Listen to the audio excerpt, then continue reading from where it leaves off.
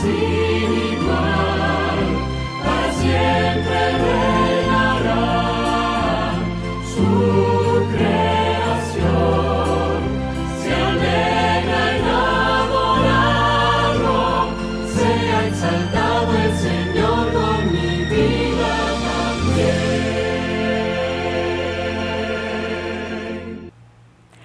Un muy feliz sábado, queridos amigos y hermanos. Sean muy bienvenidos a este especial programa titulado Iglesia al Aire, en donde sábado con sábado nos reunimos para alabar el nombre de nuestro gran Dios. Y allí donde están, les invito a inclinar su rostro para comenzar con una oración. Gracias te damos, Señor, por este precioso sábado, por tus cuidados y bendiciones, por el perdón de nuestros pecados. Acompáñanos en esta oportunidad para deleitarnos en la alabanza, en la lectura de la palabra de Dios y en escuchar también el tema para este día. En el dulce nombre de Cristo Jesús. Amén. Hope Media Honduras te desea un muy feliz sábado. Hope Media Honduras, llevando esperanza. Y para seguir alabando el nombre de Dios, les invito a entonar este precioso himno Iglesia de Cristo, 529.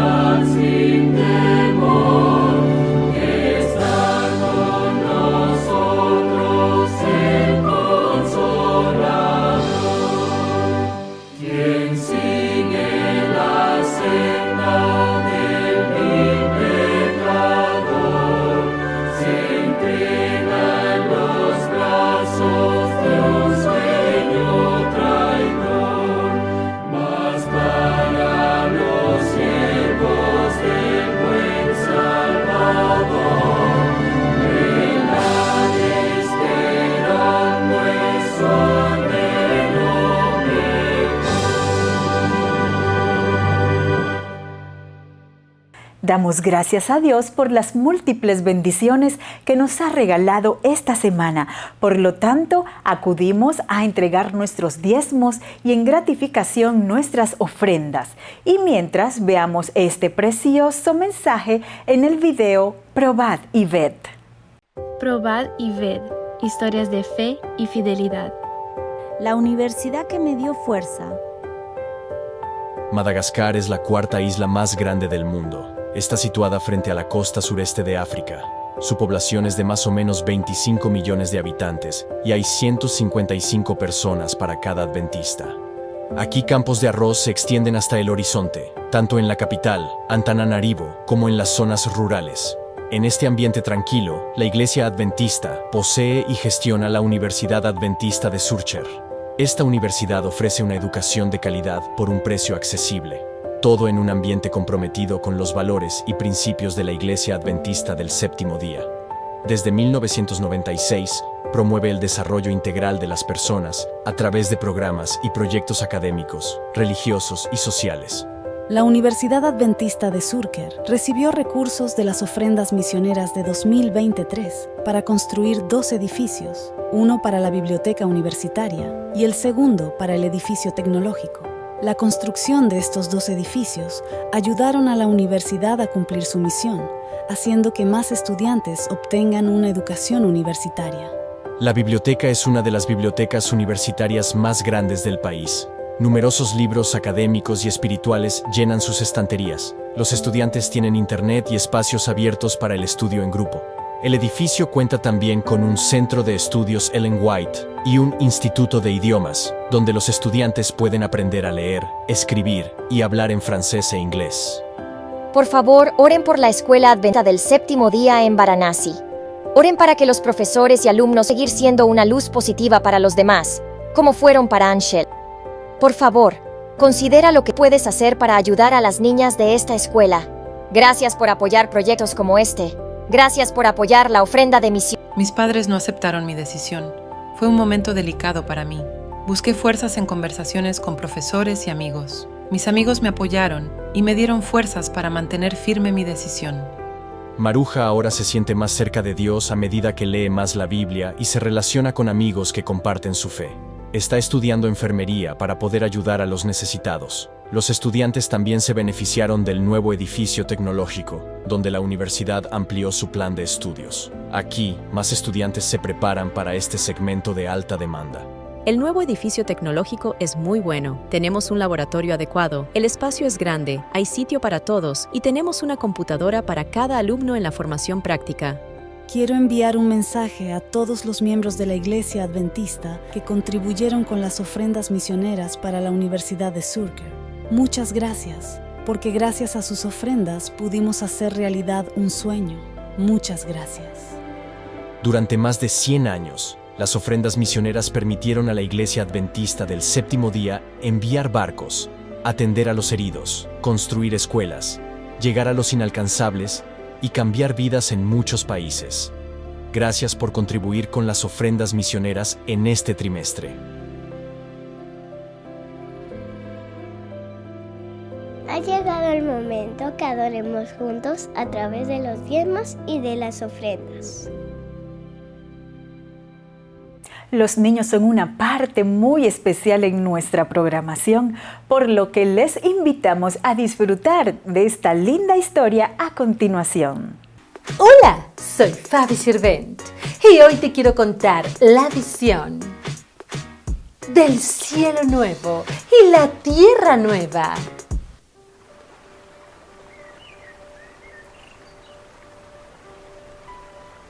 Entonces vi un cielo nuevo y una tierra nueva, porque el primer cielo y la primer tierra habían pasado.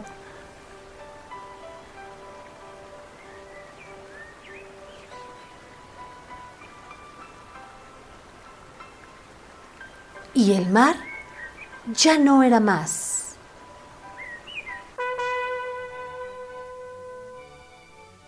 Y yo, Juan, vi la santa ciudad, la nueva Jerusalén, descender del cielo de parte de Dios, ataviada como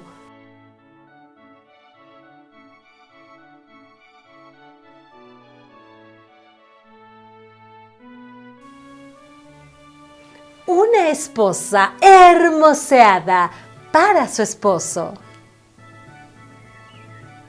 Y oí una gran voz del cielo que decía: el tabernáculo de Dios está ahora con los hombres. Él morará con ellos. Ellos serán su pueblo y Dios mismo estará con ellos como su Dios.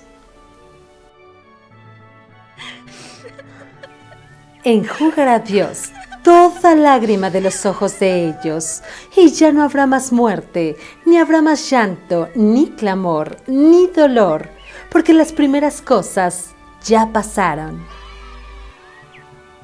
El que estaba sentado en el trono dijo: yo hago nuevas todas las cosas.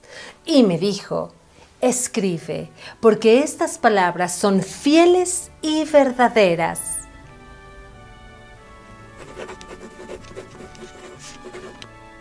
Y me dijo: hecho está, yo soy el Alfa y la Omega, el principio y el fin. Al que tiene sed, le daré gratuitamente de la fuente del agua de vida. El vencedor heredará todas las cosas.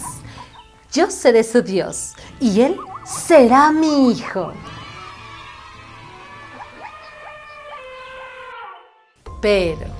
Pero, los cobardes e incrédulos, los abominables y los forni y los hechiceros, al igual que los mentirosos y los idólatras, tendrán su parte en el lago que arde con fuego y azufre. Esta es la muerte segunda.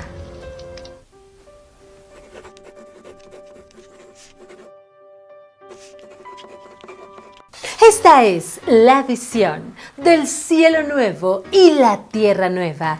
Nos vemos la próxima. Y sí, Jesús viene pronto.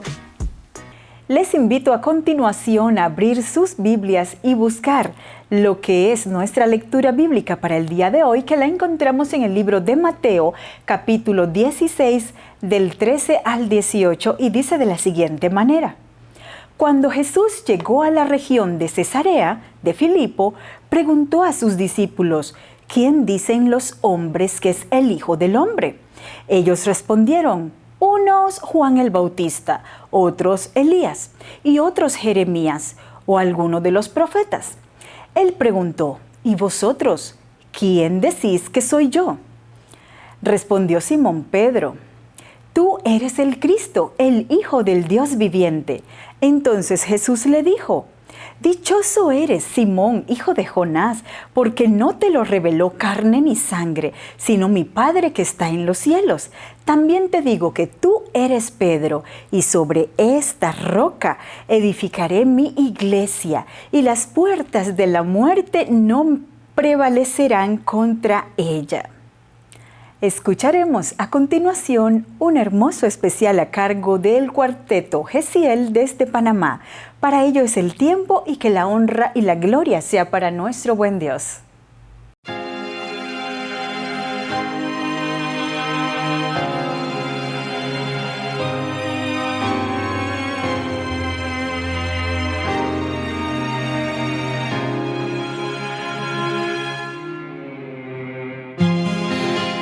Mucho antes de nacer, escribiste un plan de amor, perfecto y sin error.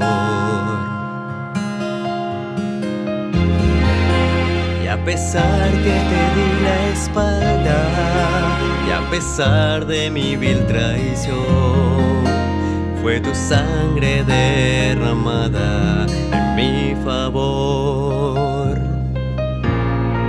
Y aunque no lo merecías, dejaste todo y bajaste para salvar al mismo pueblo que te iba a entregar. Cargaste el precio del pecado sobre tus hombros maltratados y regalarnos vida eterna y libertad. Cuánto amor nos tienes, oh Señor, que enviaste a tu Hijo por salvar al pecador. Nunca merecimos tu perdón. Venciste a la muerte, tu gracia me salvó. Perdóname Dios.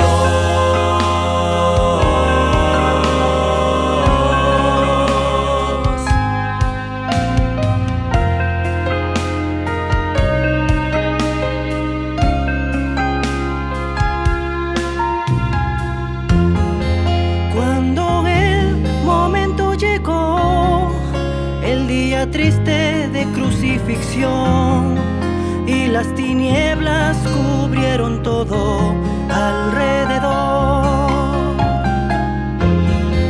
Con su mirada llena de amor, aún en la cruz por mí pidió. Padre, no saben lo que hacen, perdónalo. Tu muerte solo revelaba que el día pronto llegaría, que tu promesa anunciada firmemente se cumplía. La tierra empezó a temblar, la piedra se empezó a mover. Es Jesús quien resucita con poder.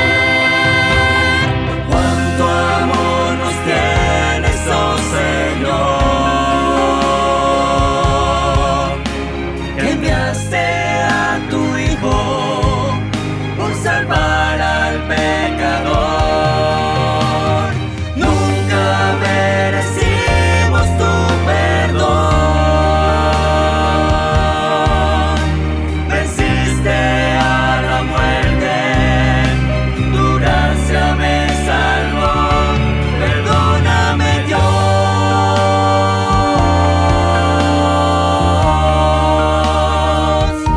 Perdóname, Dios.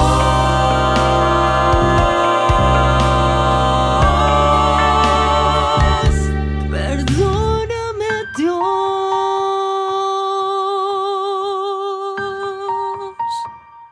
Ha llegado el momento de meditar en la palabra de Dios y el pastor Adán Ramos, presidente de la Unión de Honduras, es quien trazará la palabra en esta oportunidad. Para él es el tiempo.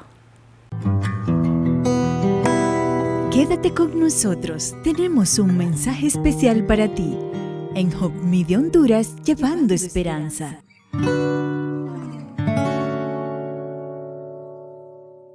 ¿Qué tal, hermanos? ¿Qué tal, amigos? Tengan cada uno de ustedes un feliz sábado.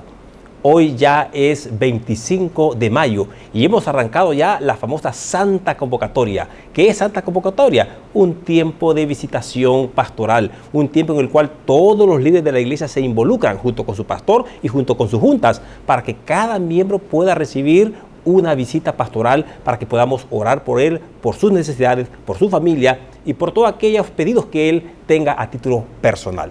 Bien, es un tiempo entonces de visitación pastoral y este tiempo dura un mes exactamente, del 15 de mayo al 15 de junio, donde estaremos cerrando esta Santa Convocatoria. Y animamos a cada iglesia a que también pueda hacer planes para poder visitar a todos sus miembros, todos. Y que también dentro de este mes puedan apartar un tiempo para la semana de reavivamiento espiritual, que en esta ocasión son temas extraordinarios que van a ser presentados también a través de Hope Media Honduras en una edición especial. Así que vamos ahora a nuestro tema de este sábado 25 de mayo. Permítame iniciar con estas palabras que fueron pronunciadas por el doctor John Harvey Kellogg, el que inventó las famosas hojuelas de maíz o los famosos cornflakes de Kellogg's. Pues bien, el doctor Kellogg dijo estas palabras: estoy convencido que la embarcación adventista del séptimo día se hará pedazos.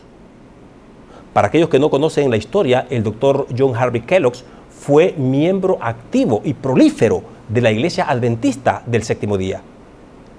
Mientras estuvo en el seno de la iglesia, ocupó un papel muy importante de liderazgo dentro de la iglesia adventista. Fue un médico talentoso, apoyado por los White. Mas, sin embargo, con el transcurso del tiempo, llegó a desencantarse de la iglesia, producto de que no se le quiso publicar sus materiales, un libro que tenía que ver con el panteísmo. ¿Y qué es el panteísmo? Era una idea acerca de que Dios está en todas partes, en una flor, en un animalito, en un árbol, en una estrella. Dios está en todos lados. Pero estas declaraciones que él dijo en el momento cuando la iglesia apenas estaba surgiendo, apenas se estaba levantando, podrían haber sido devastadoras, porque estaba dando un presagio, y un presagio negativo. Él decía, estoy convencido que la embarcación adventista del séptimo día se hará pedazos. ¿Sería cierta estas declaraciones? ¿Sería que esta iglesia, que apenas había nacido en 1844, estaba predestinada a fracasar? Pues bien, vamos a hablar un poquito más en detalle de esta y otras experiencias que le ha tocado vivir a la iglesia adventista a lo largo de estos años. Y lo vamos a poner ahora en el contexto de lo que estamos viviendo también hoy en día. Pero es importante, mi querido hermano, mi querido amigo, que nosotros estemos seguros de en qué hemos creído y en quién hemos creído. Y que estemos conscientes y seguros que esta embarcación llamada Iglesia Adventista del Séptimo Día saldrá airosa en medio de las tormentas que pudiesen azotarla. Permítame ir a la palabra de Dios. Ahora quiero comenzar con este pasaje muy interesante que se encuentra en el Evangelio según San Mateo. San Mateo capítulo 16, y voy a leer desde el versículo 13 al 18 de corrido y luego vamos a dar algunas consideraciones. San Mateo 16, 13 al 18. Y viniendo Jesús a la región de Cesarea de Filipo, preguntó a sus discípulos, diciendo, ¿quién dicen los hombres que es el Hijo del Hombre? Ellos dijeron, unos Juan el Bautista, y otros Elías, y otros Jeremías o alguno de los profetas. Y él les dice, ¿y vosotros? ¿Quién decís que soy yo? Y respondiendo Simón Pedro dijo, tú eres el Cristo, el Hijo del Dios viviente. Entonces respondiendo Jesús le dijo, bienaventurado eres Simón, hijo de Jonás, porque no te lo reveló carne ni sangre, sino mi Padre que está en los cielos. Mas yo te digo que tú eres Pedro, una pequeña piedra, y sobre esta piedra grande edificaré mi iglesia, y las puertas del infierno no prevalecerán contra ella. En esta ocasión, Jesús se encontraba en compañía de sus discípulos y había llegado a la región de Cesarea de Filipos. Quiero hacer la diferencia o la aclaración que existen dos Cesareas en Israel. Una de ellas es la Cesarea marítima, la que construyó Herodes el Grande y que se encuentra frente al mar gigante, el mar Mediterráneo. Pero esta otra Galilea se encuentra entre las montañas y se llama Cesarea de Filipo. Y es sobre esta región donde nace la ribera del río Jordán. Pues bien, así que son dos Cesareas, una está en el mar y la otra está en la montaña. Jesús se encuentra ahora en la Cesarea que está sobre la montaña. Y allí, parado mirando esos grandes peñascos y esas grandes rocas, Jesús le dice a sus discípulos, ustedes ven todas estas rocas. Tú eres Pedro, y sobre esta roca, pero tú eres, y utiliza un juego de palabras, Petros, Petra. Petros, que es Pedro, es una roca pequeña. Petra es una roca grande. Tú eres Petros, o sea, una roca pequeña. Pero sobre esta Petra, esta roca grande, edificaré mi iglesia, y las puertas del infierno no prevalecerán contra ella. Ahora, es interesante ver cómo las personas tenían conceptos equivocados acerca de Jesús. Cuando Jesús les pregunta a sus discípulos, ¿quién dicen los hombres que es el Hijo del Hombre? Algunos dijeron que era alguno de los apóstoles o de los profetas, Elías posiblemente. Y luego Jesús lleva esta pregunta a un ámbito netamente personal, cuando le dice, ¿y ustedes? ¿Quién dicen que soy yo? Ok, dejemos a un lado lo que dice la gente. Ahora quiero saber la opinión de ustedes. Ustedes, tú, Pedro, o tú, Juan, o tú, Santiago. Ustedes, ¿quién creen que soy yo? Y Pedro, el intrépido, sin vacilar, dijo, tú eres el Cristo, el Hijo del Dios viviente. Es ahí cuando Jesús alaba esta declaración de Pedro y dice, bienaventurado eres Pedro. Porque esto que acabas de decir no es de tu boca. Es una revelación que has recibido de parte de Dios. Si hoy en día Jesús hiciera la misma pregunta, ¿quién dice la gente que es el Hijo del Hombre? Escucharíamos otra vez respuestas muy variadas. Algunos dirían que Jesús fue un buen hombre, Otros dirían que Jesús fue un buen judío. Otros dirían que Jesús fue un genio religioso. Otros dirían que Jesús era un fanático equivocado. Y es posible que otros dijeran que era un revolucionario. Y muchos quieren basar sus revoluciones en lo que dicen fue la revolución de Jesús. Conceptos que la gente tiene acerca de Jesús. Pero una vez más, esto es llevado al ámbito personal. Y tú, Adán Ramos, o tú que nos estás mirando ahí a través de tu pantalla, ya sea de la tablet, del televisor o de tu teléfono, ¿quién crees que es el Hijo del Hombre? ¿Quién es? Y la otra declaración fuerte que yo quiero considerar con ustedes es lo que Jesús le dice a Pedro. Porque Pedro responde, tú eres el Cristo. Para Pedro está clarito que Jesús es el Mesías prometido por los tiempos antiguos. Pero Jesús le dice, mira, sobre esta roca edificaré mi iglesia y las puertas del infierno no prevalecerán contra ella. Algunos dicen que esta roca Jesús estaba refiriendo a Pedro, que Pedro era la roca sobre la cual Cristo iba a edificar su iglesia. Ahora, ¿es eso lo que estaba queriendo decir Jesús? ¿Fue así como Pedro lo entendió? ¿Pedro entendió que Jesús se estaba refiriendo a él mismo? ¿A Pedro? Pues bien, dice un principio bíblico que un texto sin su contexto es un simple pretexto. Entonces vamos a ver a la luz de la Biblia, sin tomar en cuenta otro libro más que la Biblia, ¿cómo entendió Pedro esa declaración? ¿Quién era la roca? ¿Pensó Pedro que Jesús le estaba diciendo que Pedro era la roca? ¿Cómo lo entendió Pedro? Porque Pedro estaba ahí, usted no estaba ahí, ni yo estaba ahí, pero Pedro sí estaba ahí. Veamos cómo lo entendió Pedro. Vamos a leer primero, el primer pasaje que quiero leer se encuentra en Hechos, capítulo 4, Hechos, capítulo 4, versículos 8 al 12. Hechos 4, 8 al 12. Veamos esta declaración de Pedro. Entonces Pedro, lleno del Espíritu Santo, les dijo, gobernantes del pueblo y ancianos, si hoy somos investigados acerca del bien hecho a un hombre enfermo, ¿de qué manera éste ha sido sanado? Sea conocido a todos ustedes y a todo el pueblo de Israel que ha sido en el nombre de Jesucristo de Nazaret, a quien ustedes crucificaron, a quien Dios resucitó de entre los muertos. Por este Jesús, este hombre está de pie, sano en su presencia. Él es la piedra rechazada por ustedes, los edificadores, la cual ha llegado a ser la cabeza del ángulo. Y en ningún otro hay salvación, porque no hay otro nombre debajo del cielo dado a los hombres en quien podamos ser salvos. Así que claramente para Pedro, ¿quién era esa roca? Esa roca angular, y aquí hace referencia a una historia que se pasó de generación en generación cuando se estaba construyendo el templo. Se dice que una roca fue traída, gigante la roca que no tenía ni forma. Y muchos decían, ¿y esto para qué va a servir? Y dejaron la roca tirada ahí los edificadores porque pensaron que esa roca no les iba a servir para nada. Pero cuando estaban construyendo el templo, recuerden que el templo estaba sobre una montaña que tenían que emparejar, y para emparejarla pues tenían que poner piedras para poder ir edificando y luego hacer una planicie, y sobre esa planicie construir el templo.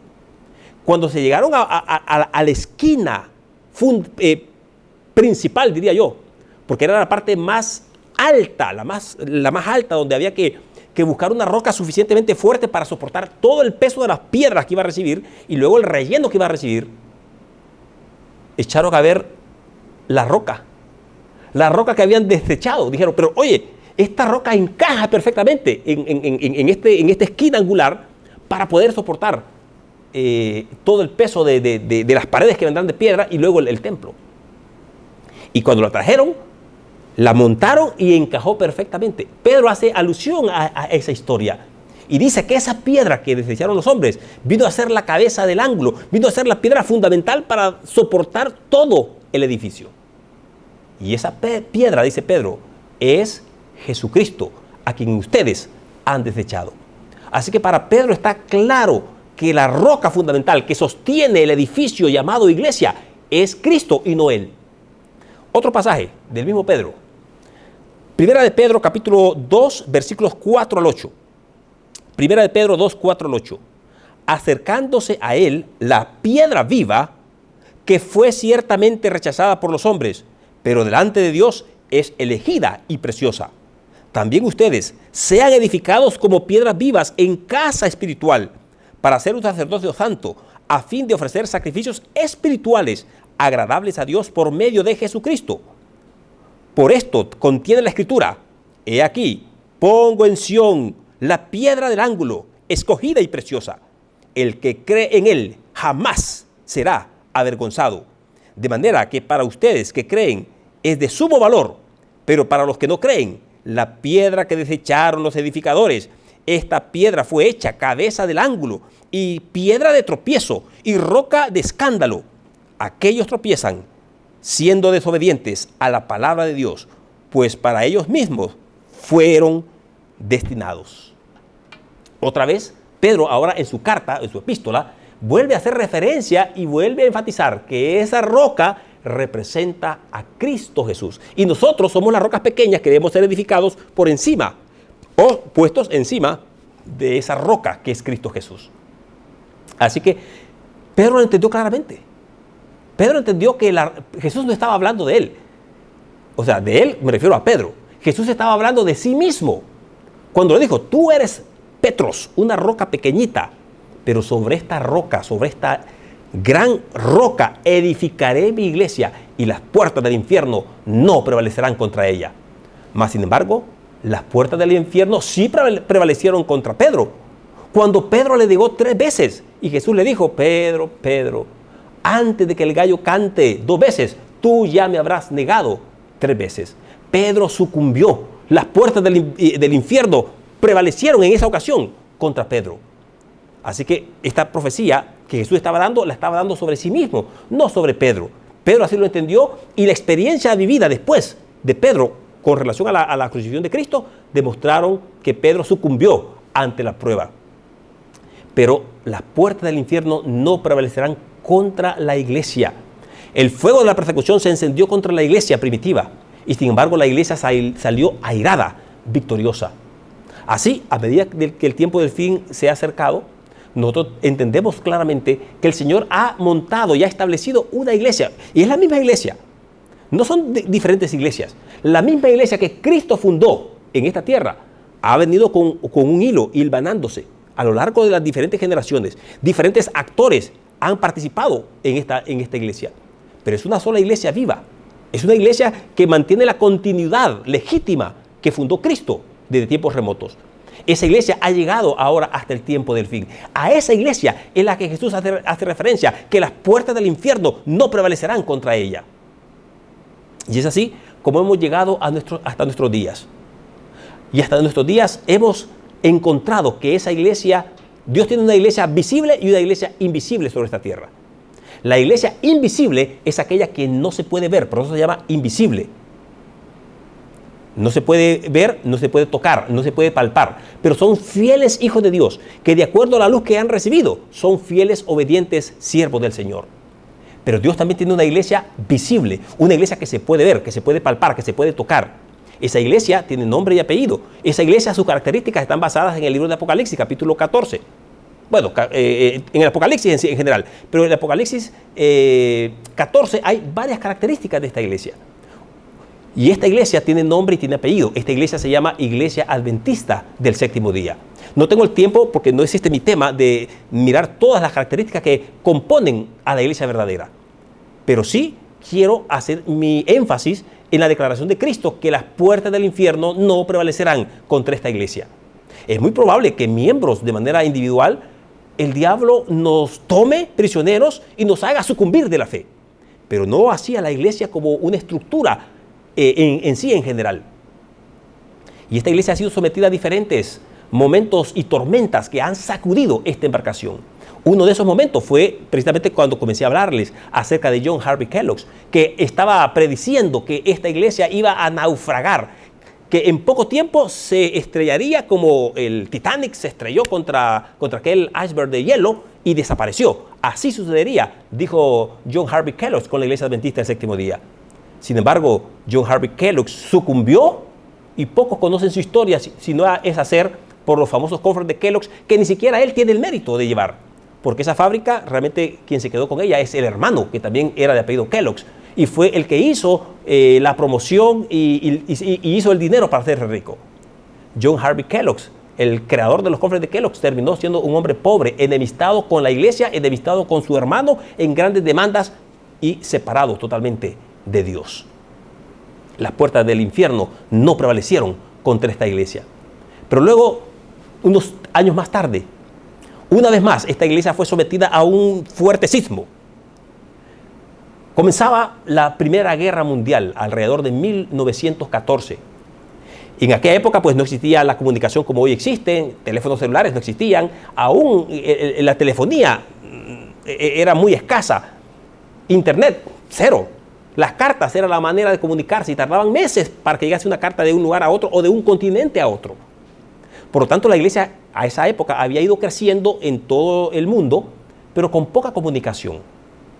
Es así cuando en Alemania es tomado un joven para ir a la guerra.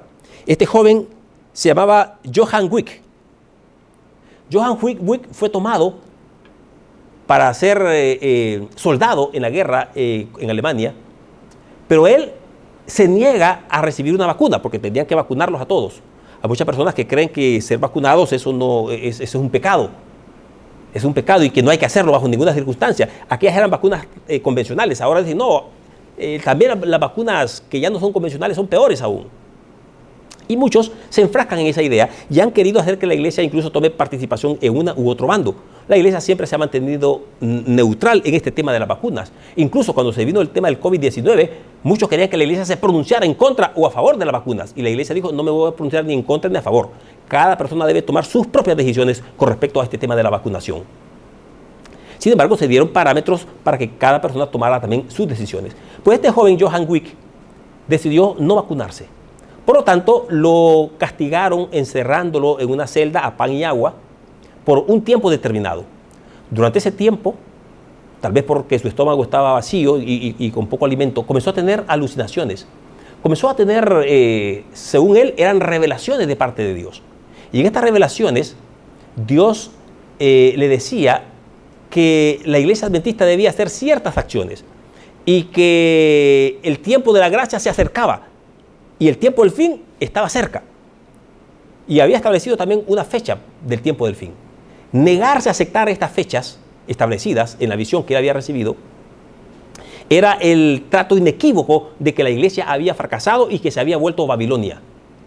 Claro, cuando el joven sale de prisión, va a los editoriales de la iglesia para que publiquen sus visiones. La iglesia se niega a publicar sus visiones y él toma esto como prueba inequívoca de que la iglesia se ha convertido en Babilonia, la ramera de todas las mujeres, y comienza a describir con esos epitafios, ¿verdad? Como se describe en el libro de Apocalipsis, cómo se describe a la iglesia de Babilonia. Y comienza a decir, la iglesia es Babilonia. Junto con eso, hay que recordar que estaba encima la Primera Guerra Mundial. Los líderes de la iglesia, Conrad y otros que estaban allá, no sabían qué hacer porque el ejército alemán estaba reclutando a los jóvenes y le estaba pidiendo que se enlistaran para la guerra. Los líderes locales, sin el consentimiento de la iglesia mundial, extendieron una carta dándole a los jóvenes la oportunidad de poderse alistar para la guerra. Por supuesto, esta carta cayó en manos de estas otras personas que sí habían creído a las visiones de Johann Wick y comenzaron con mayor fuerza a enfatizar que la iglesia adventista se había apartado de la gracia y que ahora era Babilonia. Sin embargo, la guerra terminó, la Primera Guerra Mundial. Y por 1920 la iglesia adventista tuvo su congreso mundial y su congreso general donde se iban a nombrar las nuevas autoridades. Para esa altura ya estos jóvenes o estas personas que habían estado acusando a la iglesia habían bajado la presión, habían bajado las aguas, digámoslo así, se habían calmado un poco y confesaron su error, pidieron disculpas a la iglesia, que les perdonara, que fue un impulso que ellos habían tenido, pero de alguna manera ellos esperaban que se les tomara en cuenta para dirigir la obra en este lugar. Al no ser tomados en cuenta y al ser dejados a un lado, entonces comenzó de nuevo este movimiento ahora a proclamar y a organizarse ya de manera más concreta para atacar a la iglesia adventista. Su única función es haber sido creados para atacar a la iglesia adventista. Hoy en día se conocen como la iglesia adventista del séptimo día, movimiento de reforma, que nació a raíz de estas circunstancias que les he contado. Sin embargo, a pesar de que ellos dijeron esta iglesia va a desaparecer porque se convirtió en Babilonia, la iglesia fue creciendo y fue tomando posesión cada vez más y más y más, porque claramente Jesús lo dijo en Mateo 16, las puertas del infierno no prevalecerán contra esta iglesia. Esta iglesia ha seguido batallando. Y me voy a venir un poquito más contemporáneo, más a la época, más cercano. Ahora corría el año de 1979. Yo tenía 11 años de edad en esa época.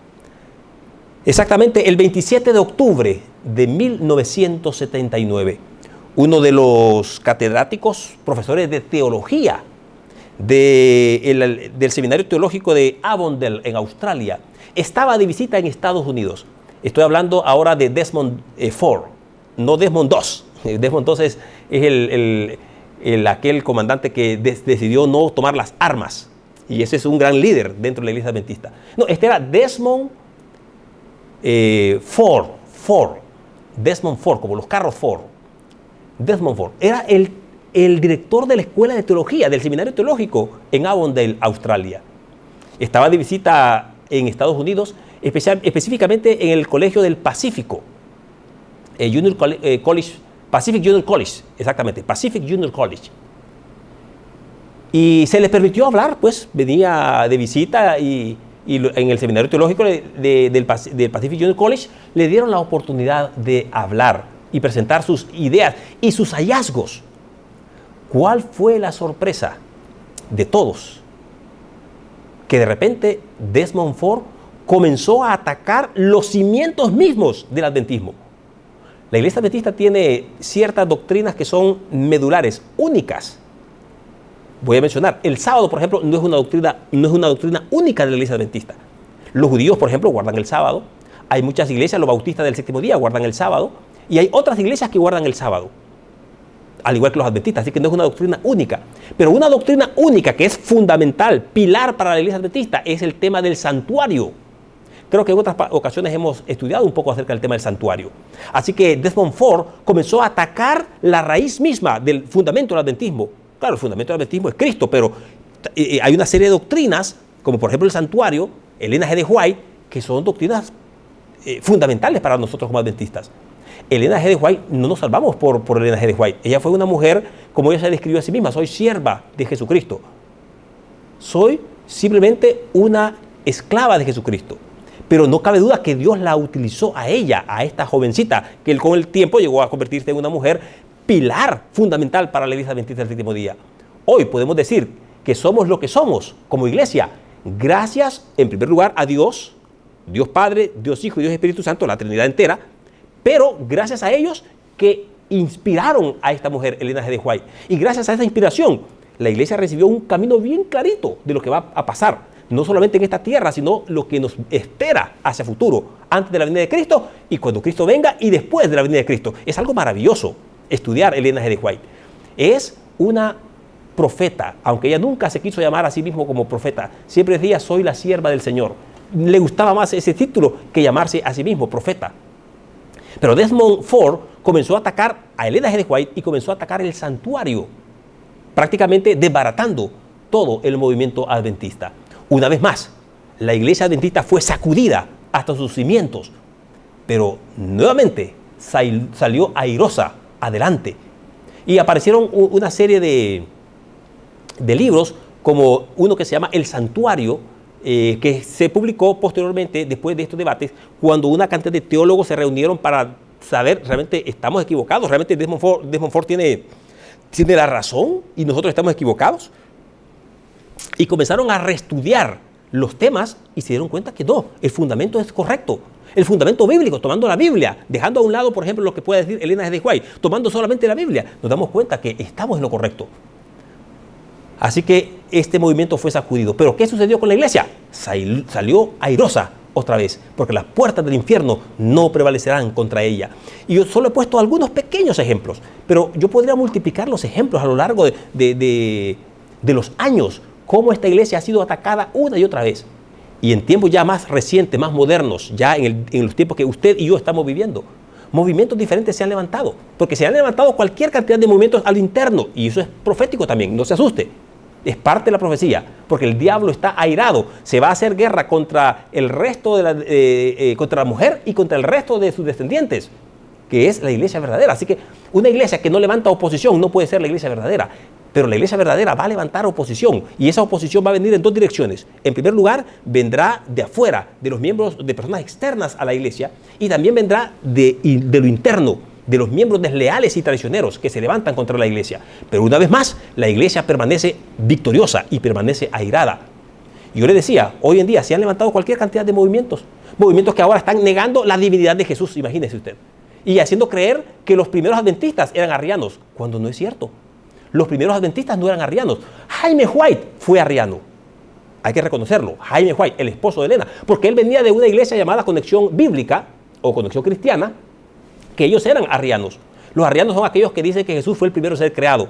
De hecho, los testigos de Jehová salieron de la iglesia adventista porque también eran arrianos y querían conservar esa doctrina. Salieron de la iglesia. Pero la iglesia, cuando estudió el tema, se dio cuenta que no, que Jesús es tan divino, y hay cualquier cantidad de temas que presentan a Jesús como divino. Otros están negando ahora, hoy por hoy, la existencia del Espíritu Santo, o que el Espíritu Santo es solamente la fuerza de Dios o la fuerza de Jesús, pero que el Espíritu Santo no es nada más que un viento, un aire, negando la divinidad del Espíritu Santo. Y esto es todavía más delicado, porque Jesús dijo, miren, cualquiera que hable del Hijo, le va a ser perdonado.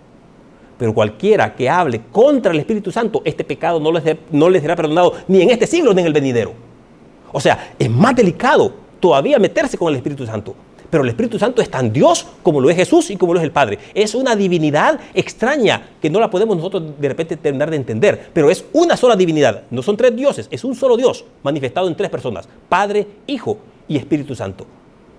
Pero una vez más, la iglesia está siendo sacudida y seguirá siendo sacudida, pero se irá permaneciendo firme, no naufragará, no caerá, porque las puertas del infierno, dijo Jesús, no prevalecerán contra ella. Así que mis queridos amigos, mis queridos hermanos, usted debe tener claro dónde está su fundamento. Mi fundamento está en Cristo, y Cristo tiene una iglesia, y esta iglesia tiene nombre y tiene apellido, y esta iglesia se llama Iglesia Adventista del Séptimo Día. ¿Significa eso que solo los adventistas del Séptimo Día nos vamos a salvar? No, no significa eso. ¿Significa eso entonces que otras denominaciones se van a perder por completo? Tampoco. Lo que significa es que Dios tiene una iglesia con una misión y un propósito. Y a medida que el tiempo del fin se acerca, esta iglesia visible, que tiene nombre y apellido, como yo les dije, que se llama Iglesia Adventista del Séptimo Día, versus la iglesia invisible, que está regada entre todas las denominaciones del mundo, a medida que el tiempo del fin se acerque, Jesús dijo, tengo otras ovejas que no están en este redil. Ellas también oirán mi voz, y habrá un solo rebaño y un solo pastor. Así que este mundo, hermano, se va a dividir solamente en dos grupos, nada más. No van a haber 3 ni 4, 2 grupos. La iglesia verdadera y la iglesia falsa. Y cuando esto se concrete, entonces habrá un solo rebaño y un solo pastor. Pero esta iglesia tiene un mandato y una misión que cumplir. Y tú y yo somos parte de esta invitación que Jesús nos hace para poder establecer esta iglesia. La gran comisión que Cristo le dejó a esta iglesia. Toda autoridad me ha sido dada en el cielo y en la tierra. Por tanto, ir y hacer discípulos a todas las naciones, bautizándoles en el nombre del Padre, del Hijo y del Espíritu Santo, enseñándoles a que guarden todas las cosas que os he mandado. Y aquí yo estoy con vosotros todos los días hasta el fin del mundo. Esta es la iglesia.